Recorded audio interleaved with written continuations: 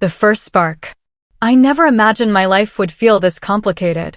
For years, I had been the devoted wife, smiling at dinner parties, laughing at jokes that weren't funny, and making sure the world believed my marriage was perfect. On the surface, it was everything a woman was supposed to want: a stable home, a loving husband, and a life carefully arranged within the safe boundaries of society. Yet beneath that polished picture, my heart carried a quiet storm, one that had no words until she came along. Her name was Alina. She wasn't someone you could overlook, even if you tried. She walked into every room as if she belonged there, her presence demanding attention without arrogance. The first time I met her was at a gathering my husband insisted we attend. She was a friend of a friend, standing by the bar with a glass of red wine in her hand, her dark eyes scanning the crowd like she could read every secret we carried. When her gaze found mine, something inside me shifted. It was as if she saw me, not the perfect wife, not the carefully constructed image, but me. The conversations that night were short, polite, even ordinary. Yet, every word felt charged. She asked about my life, and though I spoke about my marriage, my voice betrayed a hesitation I hadn't noticed until I caught her knowing smile.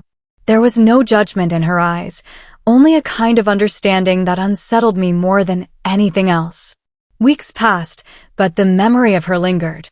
I told myself it was harmless curiosity, just a fleeting thought that would fade. But when I ran into her again, this time at a cafe where she sat with her notebook, scribbling words like they were her lifeline, I knew it wasn't chance.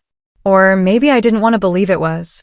She waved me over, and before I realized what I was doing, I sat across from her, feeling a rush of nerves I hadn't felt in years. We talked for hours. About books, music, dreams, regrets. With her, I didn't have to pretend. I laughed freely, admitted things I usually kept buried, and felt a warmth I had been starving for without knowing it. My phone buzzed with messages from my husband, but for the first time, I ignored them. That night, as I lay beside him in bed, I felt the familiar weight of his arm around me, yet my mind was elsewhere. I replayed Alina's laughter, the way her hand brushed mine when she passed me her pen, and the unspoken invitation in her eyes.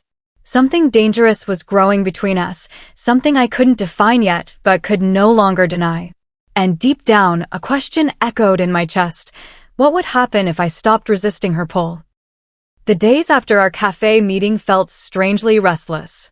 I went through the motions of daily life, preparing breakfast, answering polite questions from neighbors, folding laundry while my husband scrolled through his phone, but inside, I was unsettled.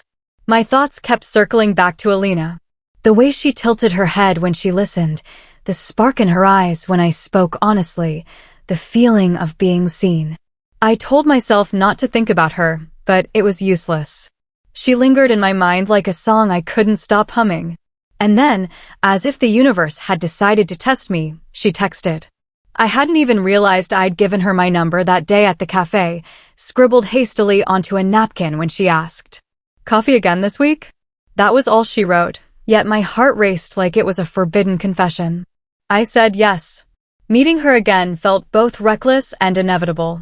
We sat in a quiet corner of the cafe, the world blurring around us. The conversation flowed as if no time had passed, but there was something new in the air, a sharper edge, a closeness that wasn't just about words. At one point, her fingers brushed mine across the table, lingering just long enough for me to forget how to breathe. My wedding ring caught the light between us, a reminder of everything I was risking, but I didn't pull away. That evening, I returned home with guilt pressing against my chest.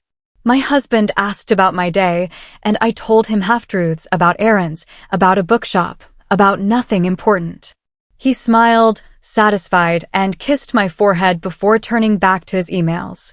The lie felt too easy, and that frightened me most of all. But Alina didn't let me retreat into guilt. She reached out again and again until I stopped pretending to resist. Every message, every glance, every laugh we shared built a bridge towards something I couldn't name, but desperately wanted. One evening, she invited me to her apartment. I told myself I wouldn't go, that it was too dangerous, too final. But when I stood in front of her door, My heart pounding, I realized I had already chosen. She opened it with a smile that felt like a secret, and in that moment, the world outside didn't matter. We sat on her couch, close but not touching, the tension between us so heavy it was almost unbearable. She looked at me for a long time, her eyes searching mine. "You don't have to pretend with me," she whispered. And something in me cracked open. I should have left. Instead, I stayed. And that night became the beginning of a truth I could no longer hide. The first crossing. Her apartment smelled faintly of jasmine and old books. The curtains were drawn, shutting out the city lights, and the soft glow of a single lamp painted the room in warmth. I sat at the edge of her couch, my hands folded tightly in my lap, pretending to be calm while inside my heart raced. Alina sat beside me, closer than she had ever dared before. The space between us was electric, heavy with words neither of us had the courage to speak. I could feel her watching me, and when I finally met her gaze, the silence deepened. Her eyes were steady, dark, and full of questions I wasn't sure I could answer. "I don't want to hurt anyone," I whispered, the words trembling as they left me. "You're already hurting yourself," she replied softly. Her voice carried no judgment, only truth. "You deserve to be seen, to be loved the way you need." Her hand reached for mine, hesitant but sure, and the moment her fingers touched my skin, I felt the dam inside me begin to break. I had been starved for tenderness, for someone to notice me, to listen without distraction, to touch me like I mattered. And here she was, giving me everything I'd been too afraid to admit I craved. I leaned into her, not even realizing I had moved until our shoulders brushed. My breath caught. She didn't pull away. Instead, she tilted her face closer, and for the briefest moment, our lips hovered a breath apart. I felt the world spin, marriage vows, promises, guilt, desire, all colliding in a storm. Then she closed the space. Her kiss was soft at first, almost questioning, as if she was giving me a chance to retreat. But I didn't. I answered her, pressing into the moment with a hunger I had buried for years. My hands trembled as they found her arm, her shoulder, her warmth anchoring me to something terrifyingly real. When we finally pulled apart, I was breathless, my heart hammering in my chest. I wanted to apologize, to explain, to make sense of the chaos unraveling inside me. But Alina only cupped my face in her hands and whispered, "You don't have to explain. Just be here. With me." The clock on her wall ticked steadily, indifferent to my turmoil. I knew I had crossed a line I could never uncross. My husband's face flashed in my mind, his easy smile, his trust, and for a fleeting second, guilt pierced me like a knife. Yet, even sharper was the pull of Alina's presence, the truth that being with her felt more honest than anything I had lived in years. I should have left, but I didn't.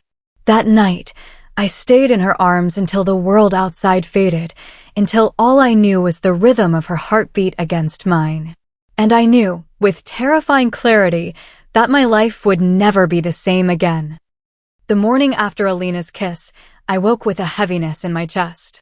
My husband's familiar voice drifted from the kitchen, calling me to breakfast, and for the first time in years, I felt like a stranger in my own home. I watched him from the doorway as he buttered toast, humming softly, unaware of the storm raging inside me. Guilt pressed against my ribs, sharp and relentless. But alongside the guilt was something else, an undeniable truth. I had tasted freedom, even if only for a moment, and the memory of Alina's lips lingered like a brand on my soul. I couldn't erase it, nor did I truly want to. "Everything all right?" he asked when I finally sat across from him, his eyes searching mine. I forced a smile, nodding, but I could feel the cracks beginning to form. He noticed the distance, the way my laughter no longer came easily, the way my eyes seemed elsewhere. I buried myself in routines, hoping they would save me: grocery shopping, dinner plans, polite conversations with neighbors. Yet Alina was always there, slipping into my thoughts uninvited. Her texts were simple, never demanding. "Thinking of you. Hope your day is kind. You're not alone." They were lifelines, pulling me out of the numbness I had mistaken for happiness. The lies began small. A late errand here, a friend visit there. My husband accepted them without suspicion, but each lie chipped away at the life I had built. And still, I couldn't stop. Every time I saw Alina, the world felt sharper, brighter, as if I'd been walking in shadow for years without realizing it. One evening, Alina and I met at a quiet park, hidden from the rush of the city. We sat on a bench beneath the trees, her hand brushing mine in the safety of dusk. "You don't have to choose tonight," she said gently, "but you can't keep breaking yourself in two." Her words settled heavy in my chest. I thought of my husband, his kindness, his loyalty. He had never given me a reason to doubt him, and yet here I was, betraying him in the most intimate way. But I also thought of myself, of how long I had silenced the truth of who I was, of how much it hurt to keep living half a life. When I returned home, my husband was waiting, his eyes more observant than usual. "You've been different," he said quietly. "Distant. Is there something you're not telling me?" For a moment, I froze. I wanted to confess everything, to tear down the walls of lies and stand in the raw truth. But the words caught in my throat. Instead, I whispered, "I'm just tired," and kissed his cheek with a tenderness that felt like an apology. But as I lay awake beside him that night, I knew the truth was coming. Secrets have a way of surfacing, and mine was beginning to rise. The days grew heavier, the lies harder to carry. My husband was no fool. He noticed the late nights, the hushed phone calls, the way my smile seemed to live elsewhere. He didn't press too hard at first, but his eyes followed me with quiet questions, and I knew it was only a matter of time before silence turned into confrontation.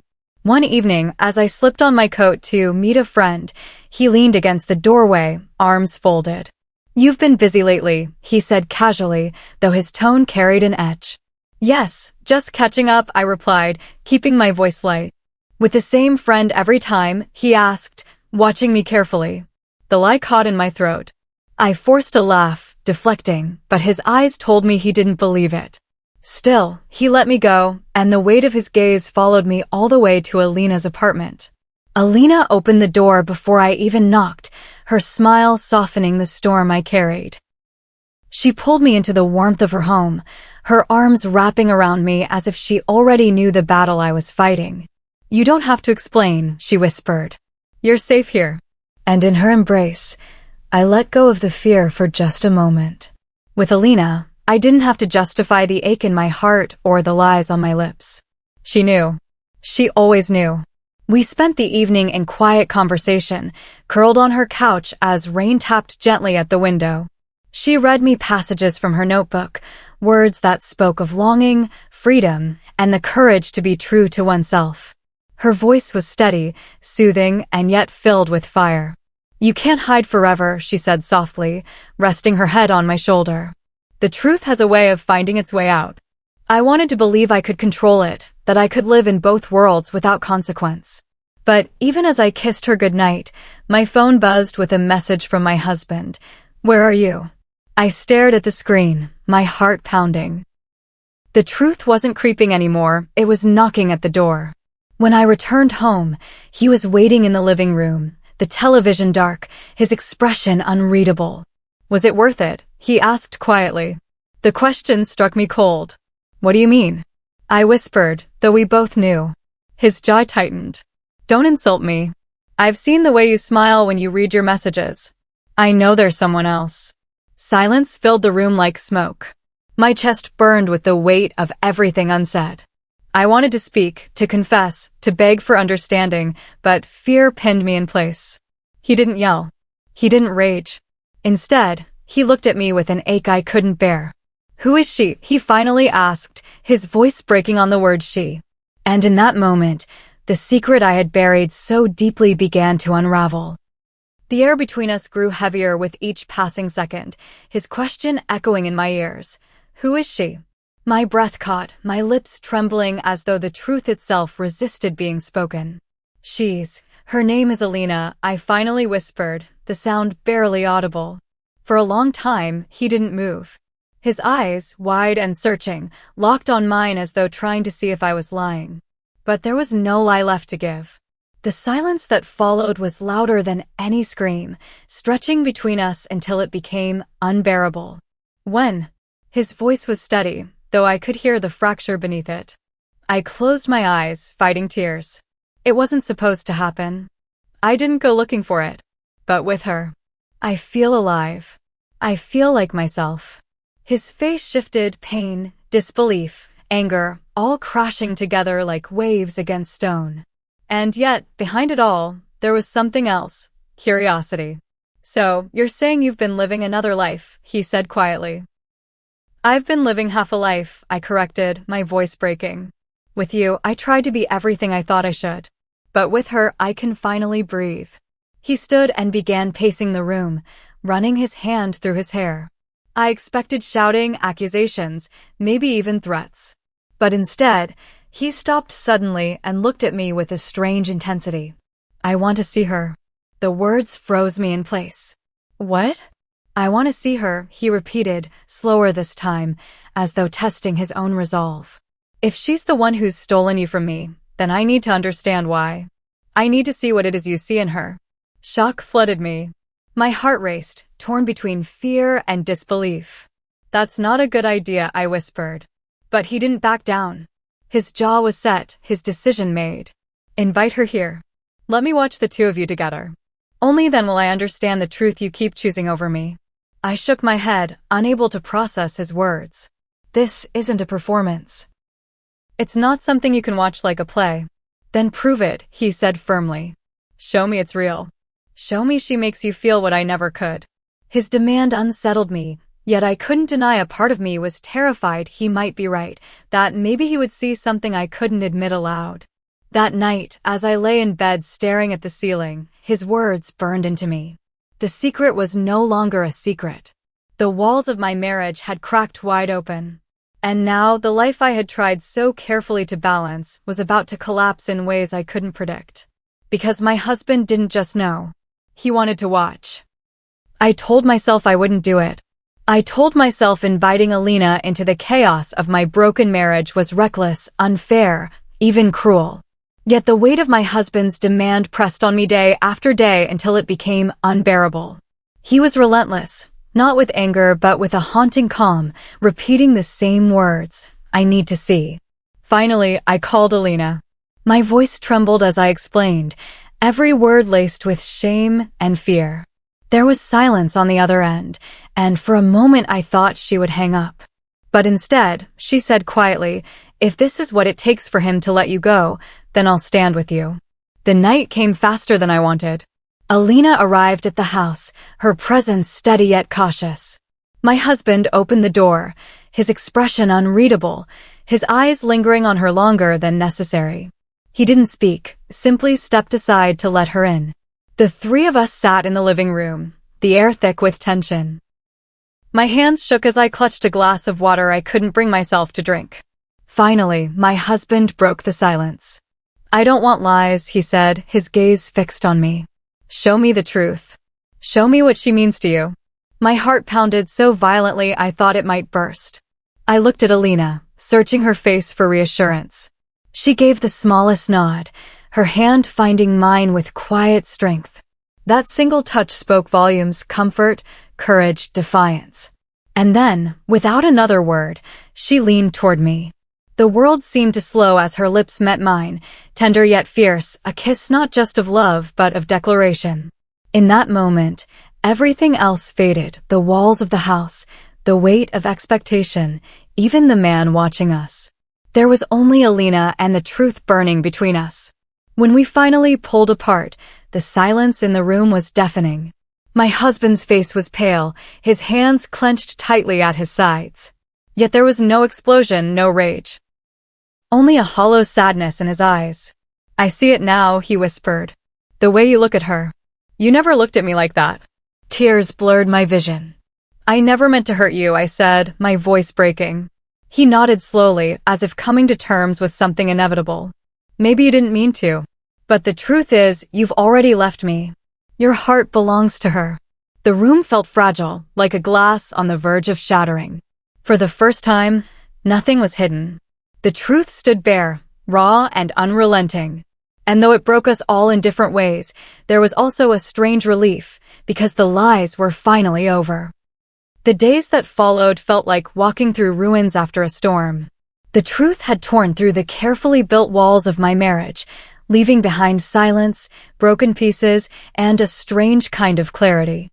My husband moved through the house quietly, his presence shadowed by the weight of what he had seen. He didn't speak of it again, but his eyes carried the knowledge, and that was enough. I spent nights awake, torn between grief and relief. Grief for the man I had once loved in my own way, for the life we had shared, for the trust one had shattered. Relief because I no longer had to hide, no longer had to split myself in two. Alina was the light I kept reaching for, and now there was no denying it. One evening, my husband finally broke the silence. He sat across from me at the kitchen table, his hands clasped tightly together. "I won't pretend I understand," he said, his voice tired but steady. "But I saw it. I saw how she makes you come alive. And I can't compete with that." Tears welled in my eyes as I reached for his hand. "I never wanted to hurt you." "You did," he admitted softly, "but maybe it's better to hurt with the truth than live in the comfort of lies." We spoke for hours that night, not as husband and wife, but as two people standing at the edge of something they couldn't salvage. There was pain, yes, but also gratitude for the years we had shared, for the respect that still lingered between us. In the end, we agreed on what had become obvious. Our marriage had reached its end, not with hatred, but with the honesty we had both been avoiding.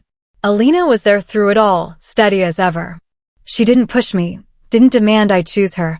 She simply stood by my side, offering quiet strength. And in her presence, I began to see myself clearly for the first time. With her, I wasn't a role to perform or an image to maintain. I was simply me, flawed, vulnerable, alive. The day I packed my bags was bittersweet. My husband watched silently, his face unreadable, though I knew he was letting me go long before the door finally closed behind me. It wasn't an ending full of rage or destruction. It was quieter than that, a farewell born of acceptance.